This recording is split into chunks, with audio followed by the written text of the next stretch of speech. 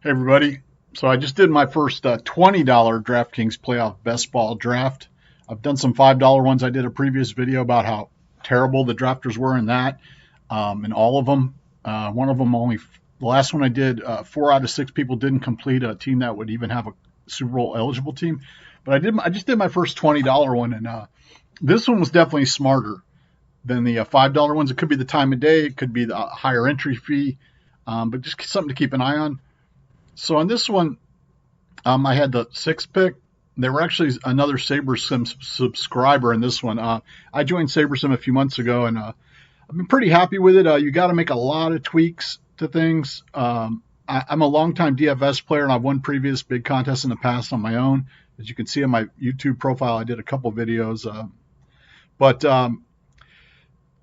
I won right off the bat. I won a couple, but then I didn't for like 2 months, and I was loading up.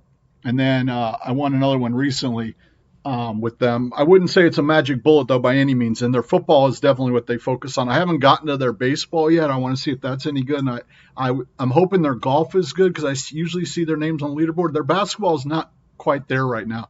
I think they're looking for a projection guy to do their basketball, but and their other sports, I don't think they spend as much time on them. But the software itself is very cool. The simulations. That's why I joined. It was kind of to enter big amounts of lineups with some randomness and things like that. And you have to tweak things a lot though. But anyway, in this draft, they definitely were smarter. I think everybody filled out a team that could qualify for the Super Bowl. Maybe one of them didn't. But I had the sixth pick, and I ended up going for a 2-4-4-2. Usually a 2-3-5-2, I think, is the optimal, but just how it plays out. So it got around to me on the sixth pick. Gibbs is gone, St. Brown's gone, Jackson's gone. So there you're looking at sort of like Derrick Henry, Goff, Mahomes, Hurts, Brown type thing. Possibly Montgomery, maybe Cook, maybe Jefferson, maybe Jacobs. But anyway, I decided to go for a Philly stack right off the bat. Now, as I mentioned in the other video, I keep a little spreadsheet as I do these. First off, you want to know what teams are going to be in the playoffs and who has the buys and what conference they're in, divided by conference. So you got to get eventually you got to get a viable matchup in the Super Bowl. You don't have to stack it all immediately. You don't have to do 5 on one team. As a matter of fact, it's probably better if you could, in theory, if you could end up with like a 4-4 Detroit Buffalo or something, 3-4 with other good players to get you past the first round. Because Detroit and KC are going to have the bye. That's probably the optimal team in my opinion. But then again, some people who are going to be entering a lot of lineups are going to want to have a piece of everything. And on paper, mathematically, analytically, you should have a piece of all of them. But in reality, and I know ball, I'm pretty much very confident that Detroit, Philly, possibly Minnesota or Green Bay will make the Super Bowl.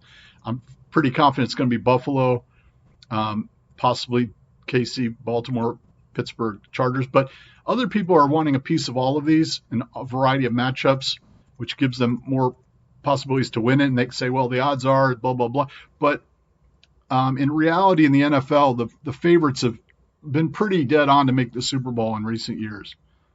And the playoff spots are more locked in this year than they tend to be at this point in the season already. Anyway, I started off with a Philly stack. Came back around to me.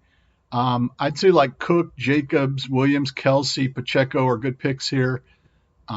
Flower, I mean, it just depends. But some of those guys or anybody else who falls. I went ahead and went for Pacheco. In the beginning, I kind of like to leave myself some flexibility. I mean, I sort of know I'm going to have a Philly stack by taking Hurts and Brown. And the nice thing with them is they're going to play in the first round in all likelihood. Anyway, I got Pacheco there. Now, he's not going to play in the first round, so you have to keep that in the back of your head that you're going to need running backs to get you through the first round. Then I went ahead and took Devontae Smith. And again, these take organization, and when you're on the fly, you can make mistakes, and it can be quick, especially when you're on a sharper board like this, where other people are all drafting good stacks. So came back around. Mixon was there. I'm looking at the running backs. I'm like, I'll take Mixon. He's also in the opposite division. I'm like, possibility I may make a Houston stack. But when I start off with the KC Philly, that's kind of what I want because those are two of the best teams. But anyway, I went ahead and locked down a running back. I noticed the last two drafts I ended up with a 2-4-4-2, not a 2-3-5-2. I don't know if that's just how it plays out, or because I don't think that there's that many good running backs out there. I'm not sure, or maybe it had to do with the buys. Then I needed a tight end. I wanted to lock down a tight end because I'm looking now at AFC teams because I took NFC to start off with. I have 3 Philly, so I don't want any. I need some AFC teams. Although for first round you can take either, but I usually wait to do that later in the draft. Anyway, I went ahead and took Freiermuth because I know Calcaterra and Goddard will be available later if I need them. For Philly, the question is who's going to be playing. Anyway, I came back around. I took Najee. I was saying, well, maybe I'll end up with a Pittsburgh if everything's gone, because a lot of players were going. You can see here the KC guys are gone, et cetera, et cetera. Came back around. I said, well, let me see here. I got good wide receivers already, pretty good. Let me go ahead and Hollywood Brown. Now I got the KC going as well. I guess you kind of want to leave yourself some flexibility. Is part of my point. If things don't play out perfectly for you, and there are always going to be differences. The next round, I went ahead and jumped the gun, and I said, I got to lock something down here. So I took these guys early, Gainwell and Gray. So now I have a Philly KC stack locked on paper. I got Hurts, Pacheco, Brown, Smith, Noah Gray. I don't know where he fell off. No, that I got a Super Bowl team right there. Hurts, Pacheco, Brown, Smith, Noah Gray, and Gainwell. Worst case. Then it went down. As it went down, I took the one I did. I probably should have taken Pickens, but with this pick, I could have taken Pickens, but I'd rather not have a Pittsburgh stack. I'd rather have a KC stack. So now I got that locked down, but I said, well, I got to try to get through the first round. And I just went ahead and took a Houston stack with the last ones. Although that doesn't fit to make it, it's hard to get 3 teams to fit perfectly. You can do it, but like a 2 and a 1 stack.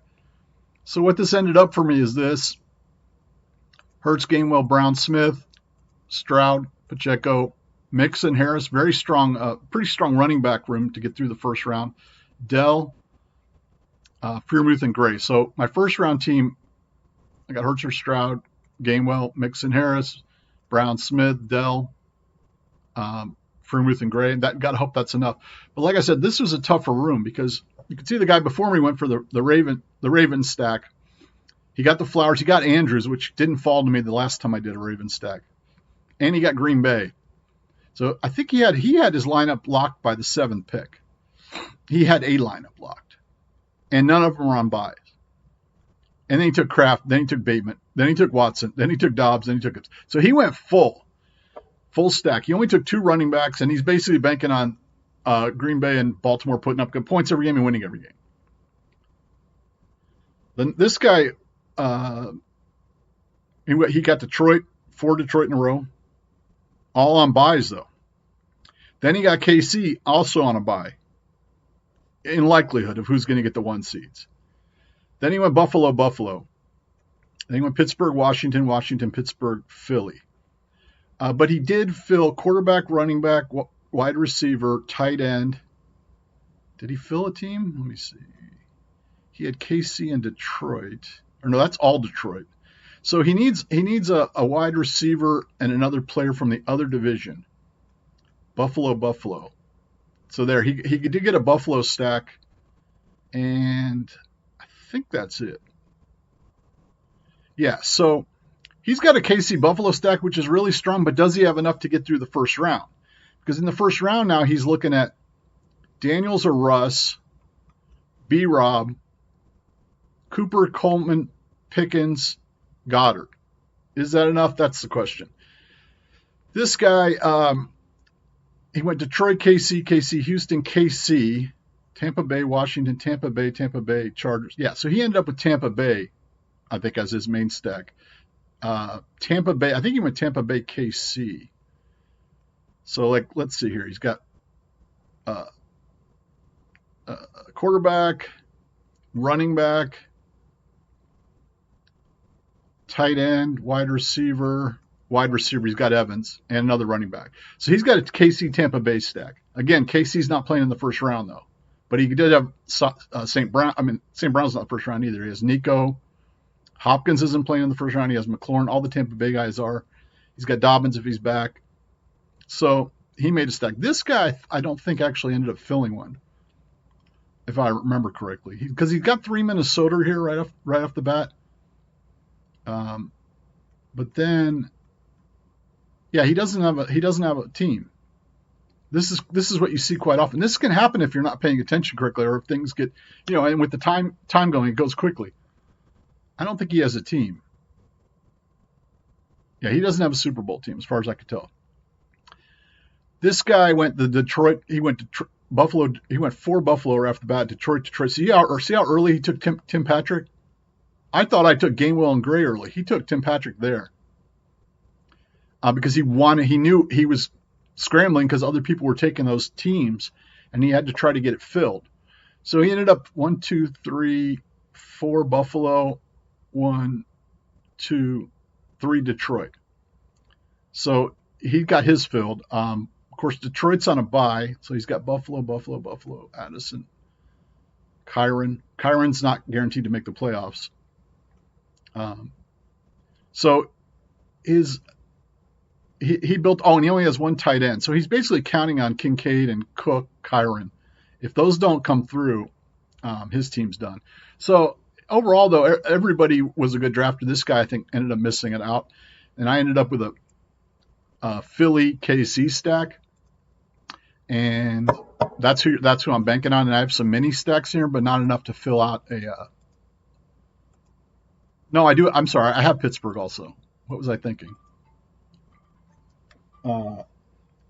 Yeah, this is what I mean when you're doing them as you go along. I tend to know if you take guys from the same team, you're going to end up with it. But yeah, I do have a Pittsburgh because Freiermuth and Harris. The tight ends are a big key. You got to make sure you have the tight end spot filled. So that's not bad. I have Philly plus KC or Pittsburgh. Question is, I got to make it past the first round. That's probably the hardest part. All right, everybody. I just want to pass that one along to you. I'll show you my other $20 drafts when I start doing them.